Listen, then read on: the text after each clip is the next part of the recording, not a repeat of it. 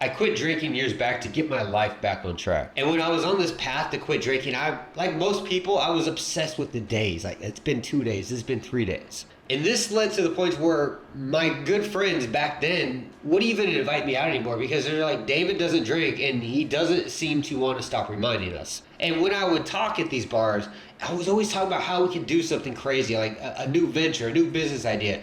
They just want to talk about partying, girls, and, all this crazy stuff that you would expect during a night out drinking. And this made me start realizing hanging out with these friends when they weren't drinking, they really lacked motivation. So today, I don't know if this is a how-to video. This could just be me reflecting on my changes from when I quit drinking and how I changed my life. Because the moment I quit drinking, it wasn't what I expected. My life actually started to suck. Things were boring. I was losing friends. I was losing family members. Everything was falling apart when I was putting the pieces back together. So I hope this video is something that you can relate to. Maybe it is a how to deal with these situations. Or if anything, you get a little bedtime story on how I took my useless, drunk, wild life and turned it into something way more productive. Now, the crazy part about this story is when I quit drinking, I was in the worst spot in the world. I was living in Vietnam. The land of drunks, bad decisions, chain smoking. Did I mention drinking? And this had me in a very hard situation because when you live in Vietnam, not many people live a sober life. People don't typically come out here not drinking. So I had to sit down and really ask myself some serious questions to figure out what I was going to do. Because again, I was living in Vietnam, and to make it worse, I was living in a small city called Phu Mai, which is like 20 kilometers from Vung Tau. So I was already completely away from expats and Westerners and surrounded by local Vietnamese people, which all they did all day was drink. So I had to ask myself these simple 3 or 4 questions. 1, are the friends around me who I want to be like? Number 2, do they motivate me to be who I want to be? Number 3, were they only fun to hang out with when we were completely drunk? And finally, number 4, were they bringing value to my life? And was I bringing value to them? And these are very simple questions, but when I started evaluating all my friends and these questions, I started realizing I was in a very bad position. I was around a bunch of friends that didn't bring me any value, that didn't motivate me to become bigger, that weren't trying to improve themselves. These types of people are not who you want to be sitting around with day to day. So I had to start making a serious decision, which involved kind of separating myself from these people. However, with these positive moves, it did bring in a couple problems. 1, there was a serious boredom that started to develop in my life. And this led me to getting to that loneliness feeling where it was like, I didn't really have anybody to interact with. I could call somebody, I could text somebody, but there was nobody to really just go out with and have fun because all those people were just alcoholics. So it brought up this question of what do I do now, because I can't just sit here alone or sober in a foreign country doing nothing. You're sitting there constantly trying to fill a void with stuff, because when you're out drinking, we're talking 7 to 8 hours, plus 3 or 4 extra hours of sleeping. All that stuff is now free available time, which is awesome. But if you don't know what to do with it, that really leads to a lot of, again, loneliness, and it can lead to depression. Let me tell you, when I used to go out, this is Vietnam, right? So you're not going home until 4 in the morning. So I never really woke up until 10, 11, or even 12 p.m. So that entire morning was gone. Unless I had a class during the day, I didn't wake up. Since I quit drinking, I was going to bed at 10 o'clock, 11 p.m. sometimes. And I was waking up at 6 a.m., 7 a.m. I had a lot of time. I literally gave my life 4 to 5 hours a day back. So not only did I have to figure out what to do with this time, because I can't just sit there and sleep all day. That's stupid. Who sleeps all day? Wait, I'm in Vietnam. I had to fill that time with something new and effective. And as I said earlier, I wrote down things I wanted to achieve. And this is where I started breaking down what I wanted to do, and I started doing it. And going through this process, I started asking myself serious questions about the future. Where do I want to be? Do I want to be married? Do I want to have a house? Where's the house going to be? Am I going to move to Texas? Am I going to stay in Asia? Am I going to buy a house in Thailand or Singapore? Do I go down to Panama? So now I'm in this position where I have all these gaps. I need to fill them. I have these new ideas of where I want to be.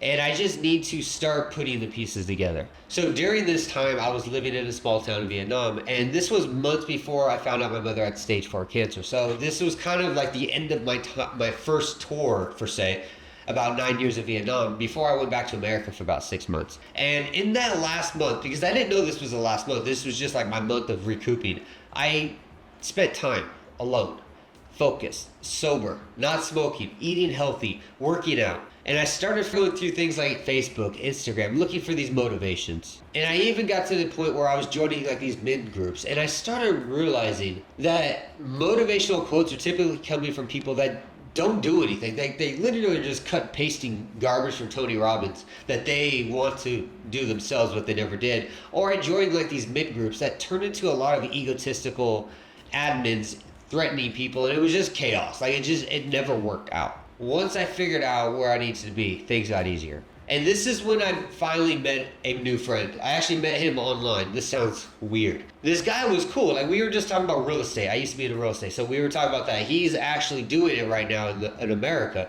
So I was just telling him how I used to buy houses for a little money, how I used to leverage property, and how I would actually creatively buy real estate. So we would always talk about that. But in return, he would always ask me, like, what are you doing out there, man? Why aren't you doing something? And I'd be like, oh, I'm planning this, I'm planning that. And he would always reply back, like, why are you always thinking about shit, man? Why don't you just do it? And he was part of this, like, men's group, real estate group, investing group. It was like an everything group. So I decided to join it, and it wasn't cheap. But I joined it because, you know, this guy, we'll call him Michael, was a really good friend, and he really was motivating. If he was like this, imagine being surrounded by like 5 others, right? And I was like, so I joined it. I ended up paying like the fees, all this and that, went through this process, finally got in there. And this group was only 150 people. 150, 160 people, which was crazy to me. I'm like, I just spent all this money and this is it? But it was like overnight, I started to realize this like dynamic difference. It was night and day. Every day I would be in this group talking, and nobody ever really asked, what are you doing? It was always, what did you complete? Why haven't you completed it? It was always about accountability. And it wasn't in a rude way. It was genuine, sincere questions. And when you're just like, I don't know, blah, blah, people would start being like, have you considered this? Yo, I know this guy, call him, or go to this website, or there's this deal, do this, do that. People were always pushing me and pushing each other to get something done. It was something I've never experienced, but it was also something I had to adapt to very fast. And this was very motivating. This allowed me to fill in those gaps in the morning. So when I woke up, I had books to read. I had things to invest in. I had charts to look at. I had ideas to complete. And when I was in the group talking, everyone was always like, why have you done this? How's this going? It was a very motivating experience. And this is really what changed my direction in life. Because drinking is a bad habit. And when you quit it, it's the best thing you'll ever do. But if you don't fill those empty gaps with something of value, it can turn into a very dark place. So this group was able to put me there. So the moral of this part of the story is it's about the people around you. Do they bring you value? Do you bring value to them? Because that's what all of this really is. And it all started with Michael just being a guy that was like, yo, man, why aren't you doing this? Hey, yeah. And we would back and forth ideas and build each other up. And this is how I filled a lot of those gaps. It took my boring ass life of quit drinking and counting the days and going to bars and telling everybody I'm sober to actually becoming something of value, something my family was proud of. The dynamic has changed. And that made me change my mindset when it came to even friends. And for me, I was able to fill that void, get people around me that cared. So if I did fall over, get hurt, financially crash, I had people in my life that actually did care. So ask yourself about your friends. How many of them would stick through to the end with you when you hit your darkest moments? And how many of them actually are where you want to be? So I hope this video gives you an insight of how I changed my life. Went from addiction to pretty much an empty, boring ass life to a life where I'm doing what I want, whatever I want. And I feel so much happier with it. Like, I'm where I dreamed I would be one day. And I finally made it a reality. And I know a lot of you guys watch this, and I've done this too, where you lay back on your bed, you're chilling, and you're thinking about the good old days of how, man, I wish I could go back to the 90s when it was this and that. These were the great times. I know that. I feel you guys on this. But those days are gone. And if we feel right now our lives suck, they're depressing, they're not what they used to be back in the 90s, that means we effed up somewhere along the way. We made decisions that led us to this very moment where we're not happy. And this is where I realized drinking for 5 or 6, 7 years, playing video games, did not give me a future result that I was happy with. I was literally depressed and overweight.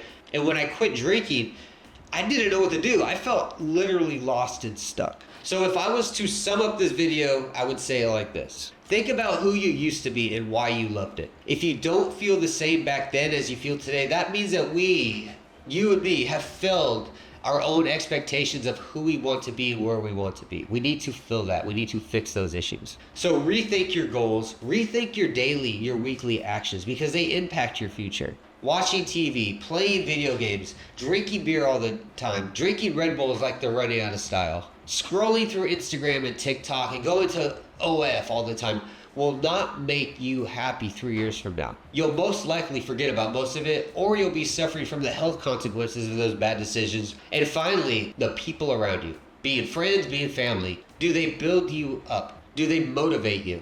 Are they where you want to be, or are they going where you want to be one day? Because if they're not, it's time to reconsider your interactions with them, your availability that you allow them to have to you, and start finding people that do meet those objectives. So choose wisely, because these 5, 10, 20 people that you pick to be around you will define who you are 3 to 5 years from now.